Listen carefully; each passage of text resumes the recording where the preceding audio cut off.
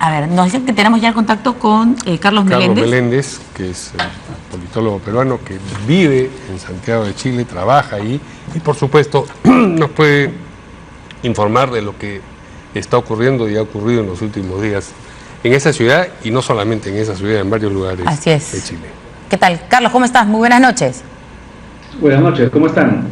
Bueno, la verdad que impactados con todo lo que ha sucedido en Chile, ¿no? Yo veía las primeras imágenes del fin de semana y decía, ¿en qué momento se gestó esto? ¿Qué pasó? Sí.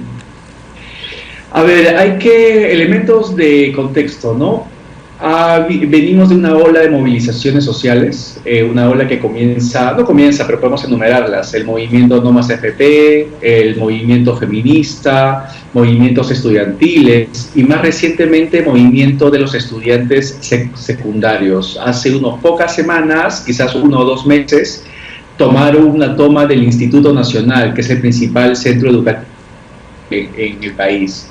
Si a eso le sumamos ya en el mediano plazo una suerte de episodios de terror que se conocen aquí como el caso de los bombazos, que son bombas que se detonan a locales bancarios, una de ellas fue inclusive en el mismo metro.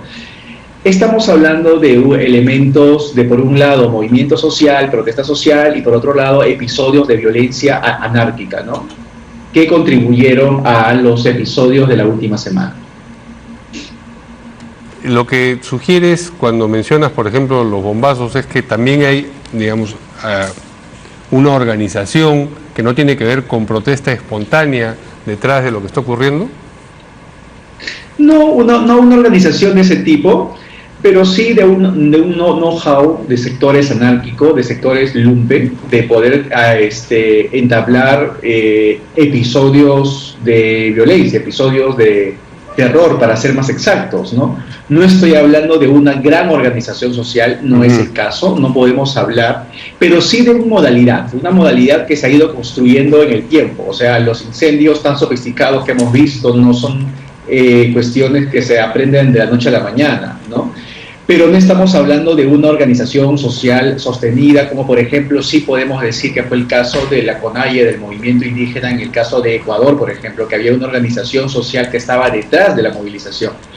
Yo aquí menciono esto para hablar sobre todo de los procedimientos, de las modalidades más violentas y del elemento de contexto que se genera. El movimiento en general, la calle que ha salido estos días, es una movilización más espontánea, que no está dirigida por dirigentes políticos, que no representa a ninguna agrupación política y que termina desbordando no solamente al gobierno, sino también a la oposición. Sí, ahora, pero hay un descontento, hay un malestar, o sea, por supuesto. Además, y eso es innegable, ¿no es cierto? Y eso es lo que yo quería saber, ¿en qué momento? O sea, hacía 2 días, Piñera mismo había dicho que eran un oasis, y después terminamos hablando de 11 muertos. Estos 11 muertos son de manifestantes, de personas que, bueno, terminaron en medio de los enfrentamientos. Cuéntanos, por favor. Que terminaron en medio de los incendios, la mayoría, ¿no? En los actos más de vandalismo, más de incendios, la mayoría de víctimas provienen de esos espacios. Ahora, esto termina descontrolándose por lo siguiente. Todo comenzó como una suerte de flash mob de protesta social, que eran los llamados a evadir el metro. Estos eventos de evasión, estas llamadas para evadir el metro, existen desde hace meses, quizás desde hace 1 año, que son básicamente estudiantes secundarios, estudiantes de liceos que convocan, no espontáneamente, pero convocan a estos actos de evasión. La semana pasada se radicalizó un poco estos actos de evasión precisamente por el incremento de los 30 centavos, ¿ok?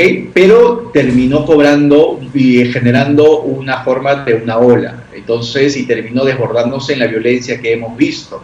Es decir, básicamente lo que fue un gatillador de esta ola de protesta social, de un malestar que hay, no solamente frente al modelo económico, no es un malestar que se explica solamente por la desigualdad, es un malestar mucho más profundo, donde se junta precisamente el malestar del modelo, la crítica al modelo, pero también una seria y profunda crisis de representación política, ¿no? Entonces, aquí hay muchos elementos, hay elementos de una tormenta perfecta, y que explotan en Chile en un momento difícil, donde se viene el evento de la COP, el evento ambientalista más importante del mundo, donde se viene la APEC, en un momento en que Piñera quería construirse como un líder internacional, ¿no? Recordemos sus últimas intervenciones en el tema de Venezuela. O sea, esto genera un contexto muy, muy complicado del país, no solamente a nivel nacional, sino también internacional. ¿Y el señor Piñera ya ha descifrado contra quién es la guerra o no? Eso ha sido quizás la actitud más penosa del estadista, ¿no? O sea, decir que estamos en guerra es una mala señal. Es más, inmediatamente, a pocas horas, el mismo encargado jefe militar de la zona del estado de sitio, el general del ejército Tarrude, lo que mencionó fue de que él no estaba en guerra, que él era un tipo feliz.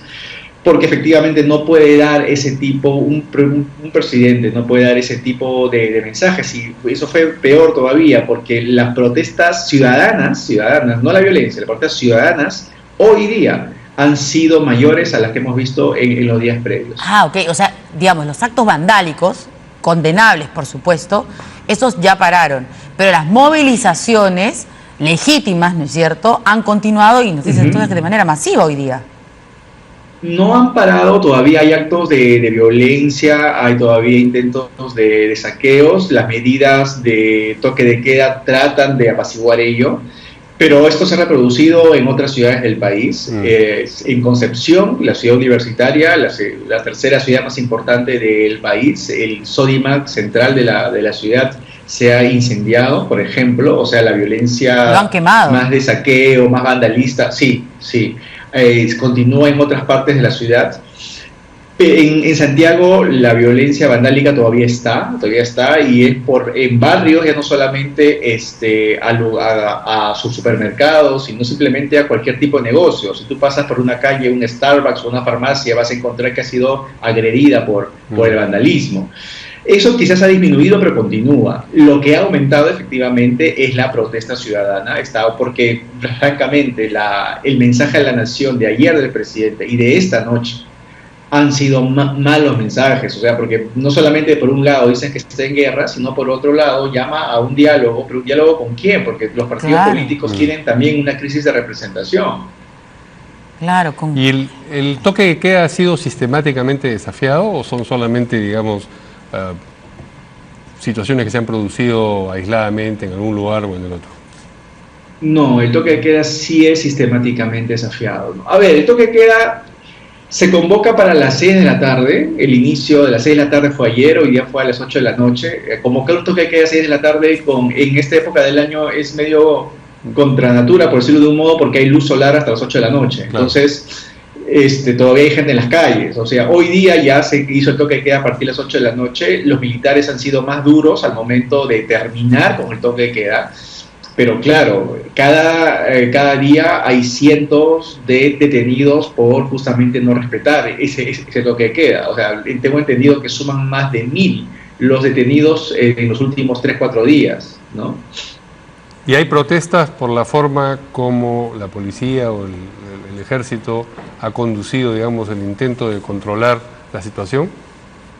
Sí, por supuesto, ¿no? Ha habido excesos, ya inclusive algunos miembros de las Fuerzas Armadas, si no me equivoco, que están siendo procesados por la Fiscalía, por la falta de cómo se ha conducido al momento de poner orden en la ciudad.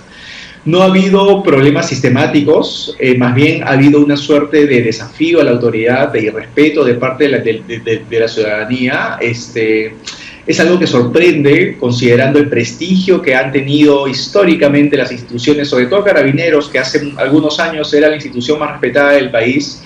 Casos de corrupción dentro de Carabineros han hecho que caiga el prestigio de esta institución. Se nota ahora ese desprestigio, se nota la población, la ciudadanía no tiene respeto. Los principales insultos en las manifestaciones no son solamente al presidente, sino también a la policía y a los militares. No ves tú reclamos o insultos a las élites en general, a los empresarios o a los partidos políticos. Es básicamente Piñera, los Carabineros y los militares, el centro del pararrayos del malestar, de la indignación, de la frustración de la gente. Muy bien. Bueno, Carlos, muchas gracias por darnos estos alcances. Seguramente seguiremos conversando contigo en los próximos días. Y ojalá, bueno, las cosas mejoren. Cuando gusten. Muchas gracias. Cuando gusten, que les vaya bien. Saludos. Gracias. Buenas noches.